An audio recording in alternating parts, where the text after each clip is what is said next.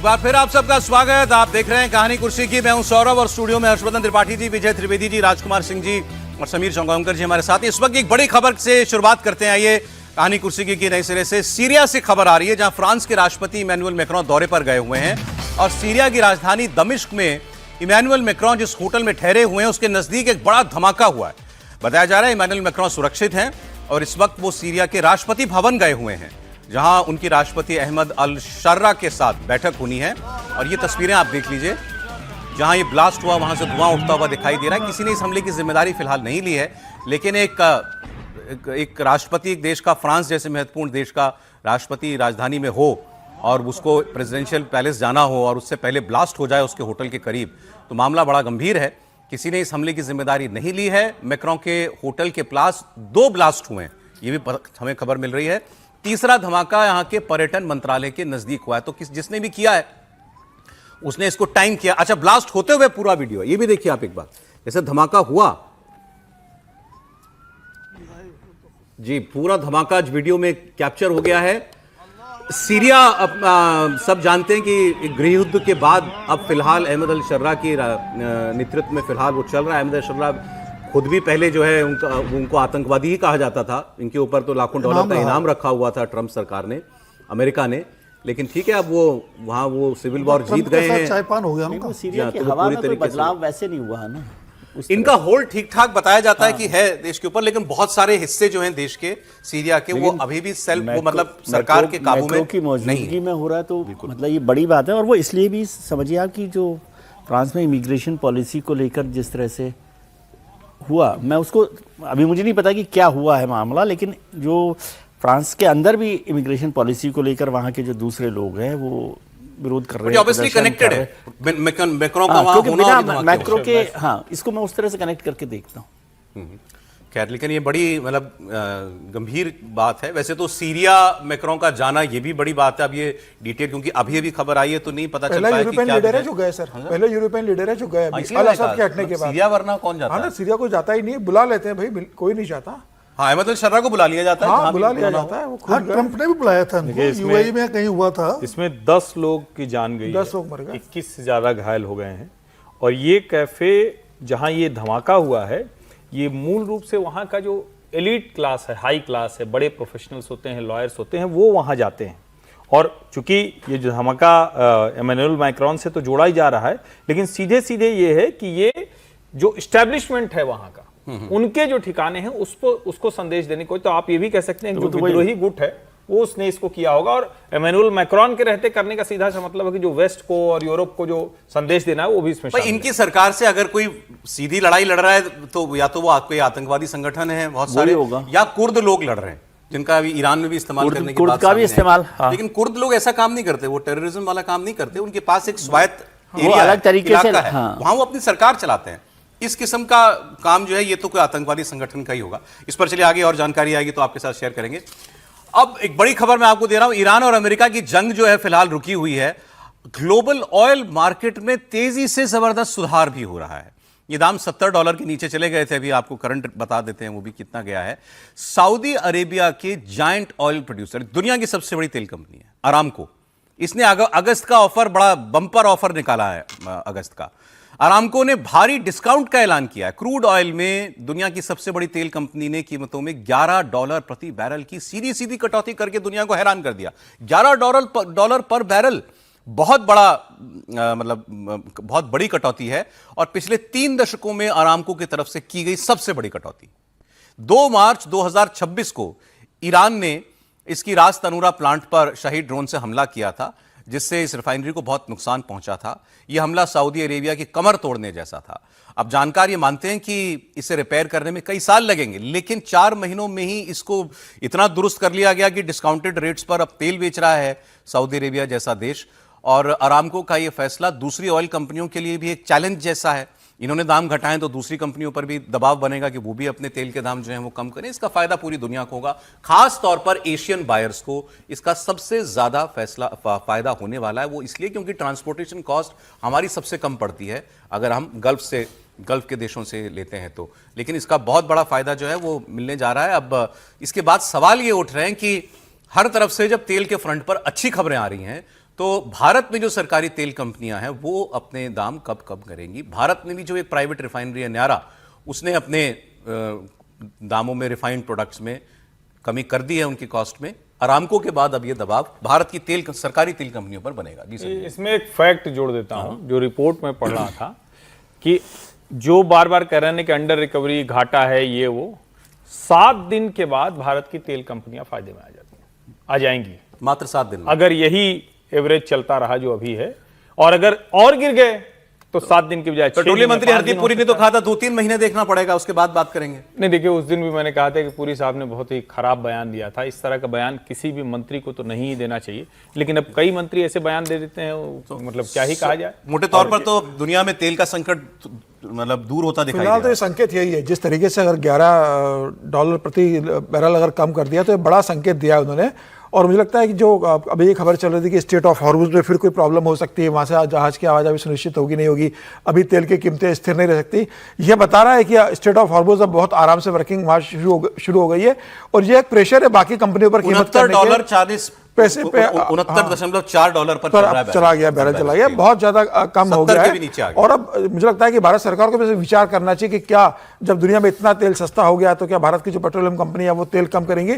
हरदीप पुरी ने अगर 2 दिन पहले बयान दिया है तो इसका मतलब यह है कि इसके बाद भी अभी भारत में तेल की कीमतें कम होगी, इसकी संभावना कम नजर आ रही है। एक चीज और बता दूं, आजकल एआई सब कुछ बता देता है, क्योंकि इंडियन बास्केट का प्राइस इस वक्त क्या है मंथली एवरेज, क्योंकि हम 40 देशों से आपूर्ति करते हैं अपनी, हमारा एवरेज कॉस्ट कितना है? $67.7, $67.7 पड़ रहा है अभी भारत को तेल। कितना मतलब अच्छी बात है, राहत की खबर है, सरकार के लिए अच्छा है, तेल कंपनी के लिए अच्छा है कि मुनाफा कमा रही है, लेकिन राहत जनता के, हाँ वही राहत भी जनता के पास पहुंचा। सिर्फ तेल कंपनियां बिल्कुल सारी कमाई तेल कंपनी अपने पास रखे। जब बुरे समय में आप जनता से पैसा वसूल करते हो तो अच्छे समय में जनता को आप राहत दीजिए, और मुझे लगता है कि सरकार को तत्काल राहत देना चाहिए। 2-3 महीने का इंतजार आप ना कीजिए, तत्काल राहत दे, जो पैसे बढ़ाए थे कम से कम उतने आप कम कर दीजिए। सर ये तो ऐसा हो गया जैसे कई बार जो है कोई डॉक्टर जो है कोई टाका वाका लगाता ना, किसी को चोट लग जाए तो वो तब तक लोड नहीं लेता जब तक चीख ना निकले पेशेंट की। मानता है कि तब तक तो ये दर्द सहन कर ही रहा है ना, और जब नहीं कर पाएगा तो चीखेगा, अपने आप बोलेगा। अब या तो उसका इंतजार हो रहा है कि भाई पब्लिक चीखे तो फिर हम लोग कुछ करें, क्योंकि अब वो फिस्कल स्पेस सरकार के पास आ गई है। मैं गलत तो नहीं कह रहा हूं सर? बिल्कुल, लेकिन कई बार कम किए जा सकते हैं तेल के दाम। लेकिन हिंदुस्तान के डेमोक्रेटिक सिस्टम को देखेंगे तो वहाँ जो आप जिसे चीख कर रहे हैं वो चुप्पी भी चीख में बदल जाती है बहुत बार। अब ये तो कई बार जो चुप्पी, ये तो डॉक्टर को अंदाजा लगाना है। हाँ, वो चुप्पी होती है ना, कब चीख में बदलती है ये आपको नहीं पता।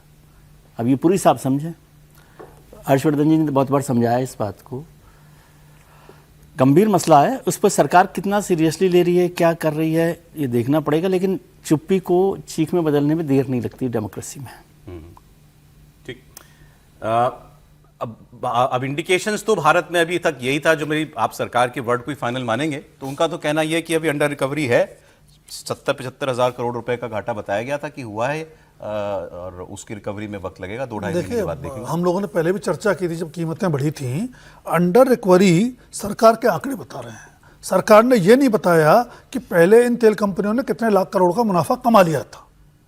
तो जो मुनाफा कमाया था, और जब अंतर्राष्ट्रीय मार्केट में तेल की कीमत 2017 के बाद लगातार गिरती गई थी, तब हमारे यहाँ कीमतें नहीं गिरी, और कहा गया कि जब कभी संकट आएगा तो हम मतदाताओं को राहत देने के लिए इसका इस्तेमाल करेंगे। वो आपने नहीं किया, आपने कीमतें बढ़ा दी। तो पुराना ट्रैक रिकॉर्ड ये बताता है कि जरूरी नहीं सरकार तत्काल आपको राहत दे दे, तेल कंपनियों का घाटा पूरा होगा, फिर तेल कंपनियां कुछ मुनाफा कमाएंगी, और जो मुनाफा आमतौर पर वेलफेयर स्कीम्स में इस्तेमाल होता है।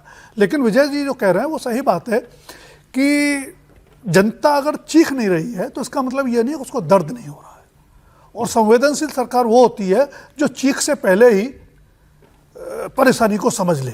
हरदीप पुरी डिप्लोमेट रहे हैं, पॉलिटिशियन नहीं है, जमीन से जुड़े नहीं हैं, लेकिन प्रधानमंत्री संवेदना वो समझते हैं जनता के बीच से आए हैं। तो मुझे लगता है अब इसमें ज़्यादा विलंब करने की जरूरत नहीं है। जो आंकड़ा आप बता रहे हैं कि बास्केट का जो एवरेज है, वो तो मुझे लगता है जंग शुरू होने से पहले से भी नीचे आ गया। उस समय 70 के आसपास था, 70। हाँ, तो अगर उसके नीचे आ गया है फिर आप किस चीज़ का इंतजार कर रहे हैं? फिर तो आरामको के रेट घटाने का भी आपको इंतजार नहीं करना चाहिए था। आरामको ने घटाया है अपना मार्केट शेयर बढ़ाने के लिए। पर हमें तो जनता को राहत देने के लिए चलिए तुरंत सर, फैसला देखिए होना सरकार चाहिए। इस पर आगे क्या विचार करती है आगे। प्रधानमंत्री नरेंद्र मोदी इंडोनेशिया के दौरे पर हैं, जकार्ता पहुंचे, उनका भव्य स्वागत हुआ। इंडोनेशिया दुनिया की सबसे ज्यादा मुस्लिम आबादी वाला देश है और वहां के सर्वोच्च सम्मान बितांग आदिपूर्णा से उनको नवाजा गया है। इसके साथ ही अच्छा, ये इंडोनेशिया के बारे में सबसे यूनिक बात है, मुस्लिम मेजॉरिटी कंट्री, दुनिया की सबसे बड़ी मुस्लिम आबादी वहां रहती है। इनके नॉमेनक्लेचर में आपको कहीं अरबी फारसी नहीं मिलेगी किसी जगह पे, नहीं सर? ठीक बात है। इनके प्रतीक जो हैं वो भी आपको मिडिल ईस्ट वाले प्रतीक नहीं मिलेंगे कहीं भी। हिंदू इनके प्रतीक नोट में हैं। भी गरुड़ देवता है। नाम में हिंदू का भी सारे मिल जाएंगे। प्रतीक हिंदू हैं, वो तो गरुड़ देवता रामायण का हैं, वहां मंचन होता है। शिव हैं, राम हैं, सब वहां हैं। ट्रू सेंस में अपनी लीनिएज को संभाल कर रखा है इंडोनेशिया ने। एनीवे, भारत और इंडोनेशिया के बीच 20 अहम समझौते हुए हैं।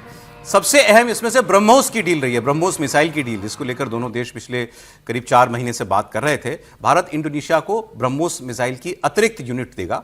साथ में फिलीपींस को और वियतनाम के बाद इंडोनेशिया ब्रह्मोस खरीदने वाला तीसरा देश बन जाएगा। साथ में प्रधानमंत्री ने इंडोनेशिया में IIM बेंगलुरु का कैंपस खोलने का भी ऐलान किया है। भारतीय यूपीआई इंडोनेशिया के पेमेंट सिस्टम के साथ जुड़ेगा।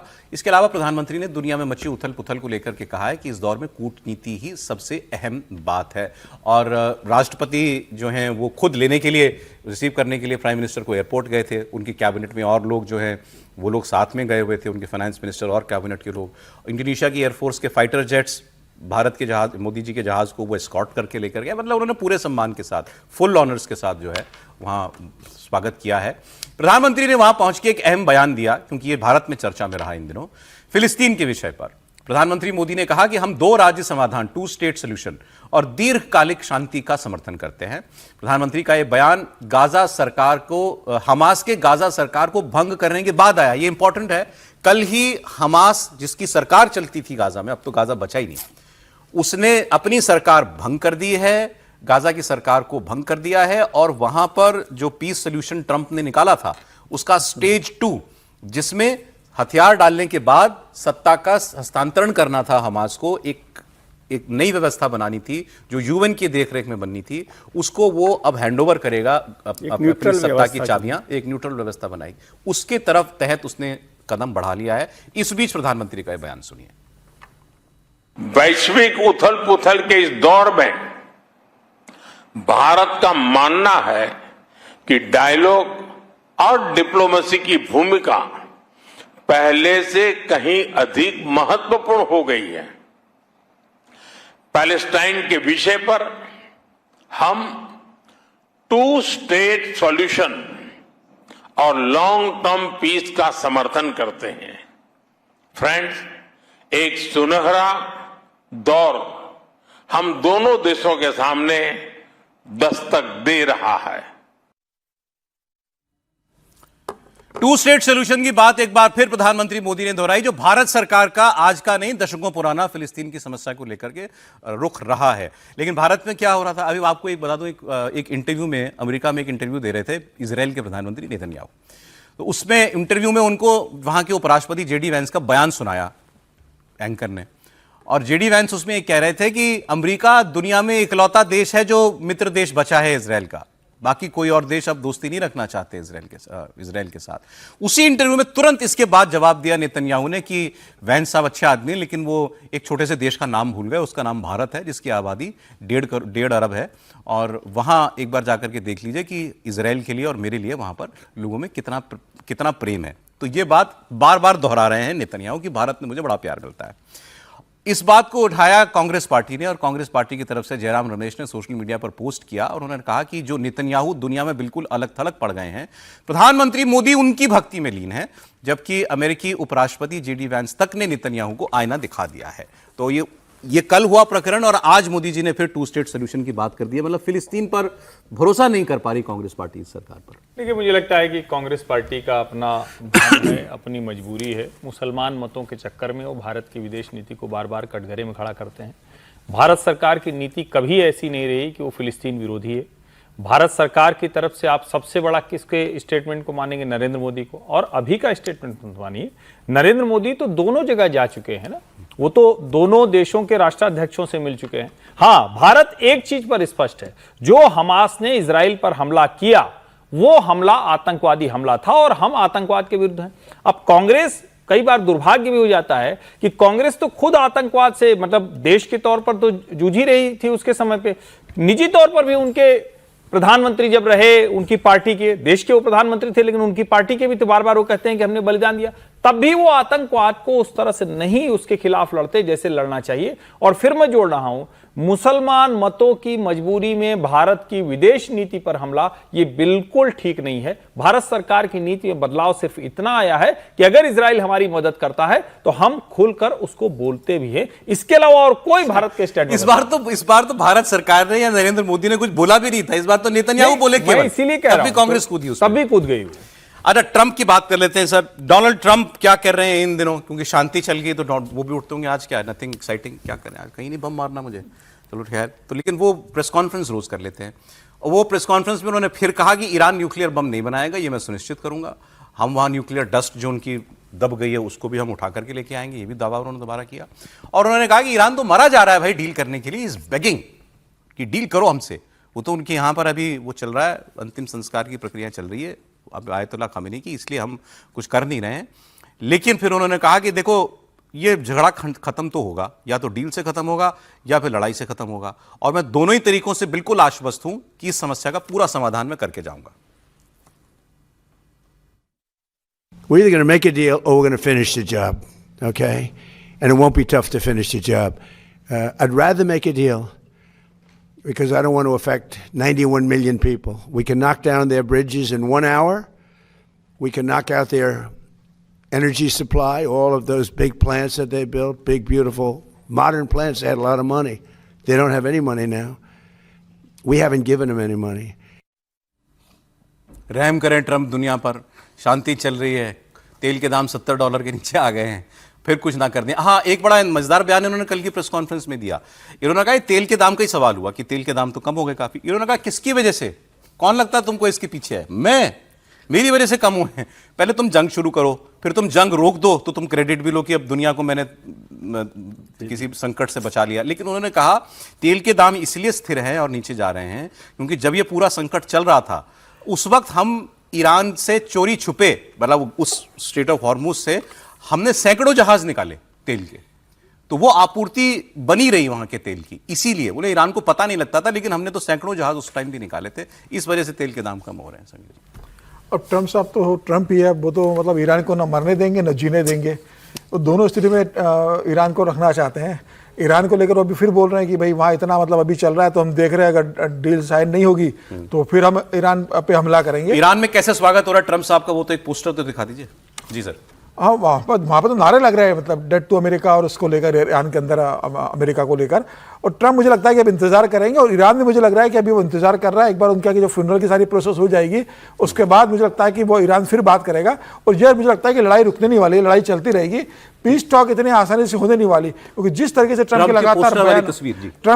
लगातार बयान आ रहे हैं उकसाने वाले, ईरान को धमकी देने वाले, और ईरान भी जिस तरीके से रिएक्ट कर रहा है ट्रंप को लेकर, तो मुझे लगता नहीं कि इसके बीच कोई शांति समझौता होने वाला है। ट्रंप का पोस्टर लगाया गया जूते मारने के लिए, बिल बोर्ड पे ट्रंप का पोस्टर जानबूझ के लगाया गया। ट्रंप तो वहां कोई प्रचार नहीं कर रहे हैं ना, तो ट्रंप का पोस्टर क्या कर रहा है वहां? ये पोस्टर जानबूझ के लगाया गया कि आओ और इस पर जूते मारो। ये वहां ईरान में हो रहा है। अब ट्रंप साहब अगर ये देखेंगे तो ट्रंप साहब कैसा रिएक्ट करेंगे ईरान जानता है। तो ईरान भी मुझे लगता है चाहता है कि भाई ये जो डील की बातचीत हो रही है नहीं हो, किसी ना किसी तरीके से हमारा ये मामला चलता रहे। ये मामला चलता रहेगा, इतना आसान नहीं है। ट्रंप को लग रहा है कि ये डील साइन करेंगे, और ईरान फिलहाल इस मोड में नजर नहीं आता। आने वाले समय मुझे लगता है कि और मुश्किल होगी दोनों सर जी। अब लेकिन शांति मतलब शांति से ज्यादा ये तेल का संकट फिलहाल जो है ये सुलझा हुआ दिख रहा है। फिलहाल सुलझा हुआ लग रहा है, लेकिन शांति मुझे लगता है बहुत सारे किंतु परंतु पर निर्भर करेगी ट्रंप जैसे व्यक्ति को होते हुए। लेकिन एक विडंबना आप देखिए कि डेमोक्रेसी को सबसे बढ़िया फॉर्म ऑफ गवर्नमेंट माना जाता है, लेकिन दुनिया की सबसे ओल्डेस्ट डेमोक्रेसी अमेरिका में एक तरफ अश्वेत बराक ओबामा राष्ट्रपति बनते हैं, वो उसकी ताकत दिखाता है। उसी ओल्डेस्ट डेमोक्रेसी में डोनाल्ड ट्रंप जैसे अस्थिर और अविश्वसनीय व्यक्ति राष्ट्रपति बनते हैं दूसरी बार, और वो भी दूसरी बार। पहले बार के बुरे अनुभव के बावजूद कैपिटल हिल्स में क्या क्या हुआ था उसके बाद भी बन जाते हैं।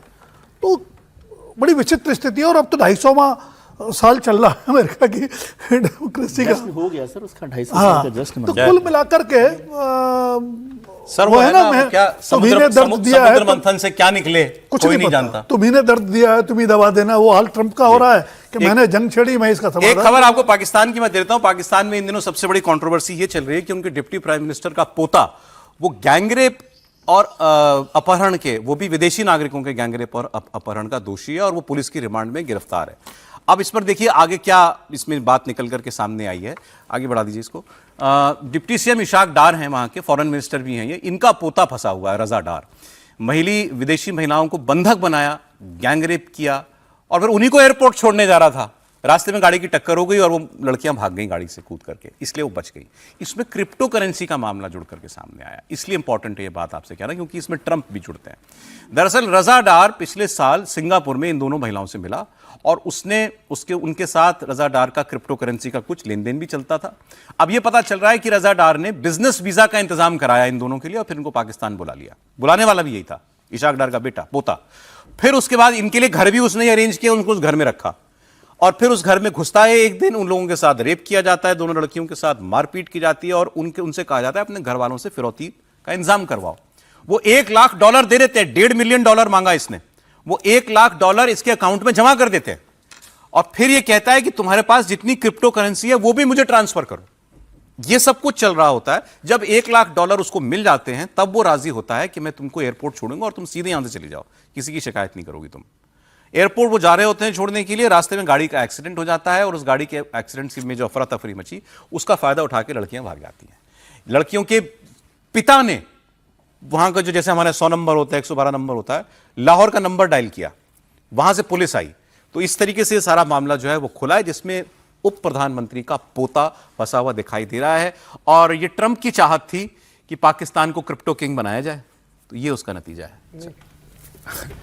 इस पर तो दोनों ही मामले बड़े हैं। एक तो जो गैंगरेप पर है, कल हम लोगों ने चर्चा की थी, और क्रिप्टो करेंसी का मसला तो ट्रंप साहब का फेवरेट सब्जेक्ट है, उस पर उन्होंने काफ़ी काम किया। अभी कल परसों में देख रहा था कि उनके पास बहुत बड़ी वो है क्रिप्टो करेंसी, ट्रंप साहब के पास भी। तो लेकिन जिस तरह से ये मसला फंसा है, अभी तक भी डार साहब को लेकर, इशाक डार का हम सोच रहे थे कि इस्तीफ़ा होगा, उस दबाव में किस तरह से बात बनेगी। पाकिस्तान में अभी क्या हो रहा है कि ट्रंप और पाकिस्तान का रिलेशनशिप तो बार बार आप देखते ही हैं कि उसमें कोई ऐसी वजह नहीं बची है जिसमें हम समझते हो कि कोई कन्फ्यूजन हो। पाकिस्तान को पूरा वरद हस्त कृपा जो है ट्रंप साहब की है और अलग अलग तरीके से वो मिलती रही है, इस दौरान भी मिलती रही है। इसलिए कई बार हम कहते हैं कि वो जब बार बार भारत को अपना पक्का दोस्त बताते हैं तो उस समय ये भी याद रखना चाहिए कि वो किस तरह से ये सारे मामले में फंसे हुए हैं। पाकिस्तान में अभी डार साहब इसलिए बचे हुए हैं क्योंकि वहाँ के जो दूसरे बड़े मसले हैं वो सरकार को परेशान किए हुए हैं, तो वहां पर उसकी वजह से थोड़ा सा छोटी छोटी बातों पे इस्तीफा थोड़ी होता है सर वहां पे। हाँ, एक लाइन आप कुछ करते सर, समय हो गया। नहीं, मैं तो यही कह रहा हूं कि ट्रंप ने तो अमेरिकी नीतियों को इसके हिसाब से बनाया है। ये पूरा का पूरा उनका जो WLF कैसे कुछ करके उनका वर्ल्ड लिबर्टी फाउंडेशन, उसमें उनके बेटे, और पहली बार हुआ होगा कोई अमेरिकी राष्ट्रपति, वहां राष्ट्रपतियों के बिजनेस होते हैं, लेकिन अगर वो राष्ट्रपति बन गए तो उससे अपने आप को विड्रॉ कर लेते हैं। ये तो विड्रॉ नहीं कर रहे हैं, इनके बेटों की फर्म है और उसमें वो बाकायदा उसका हिस्सा ले रहे हैं और सबसे बड़ा हिस्सा पाकिस्तान से आ रहा है। चलें, उसी फेर में फंस गए के उप प्रधानमंत्री जी के पोते।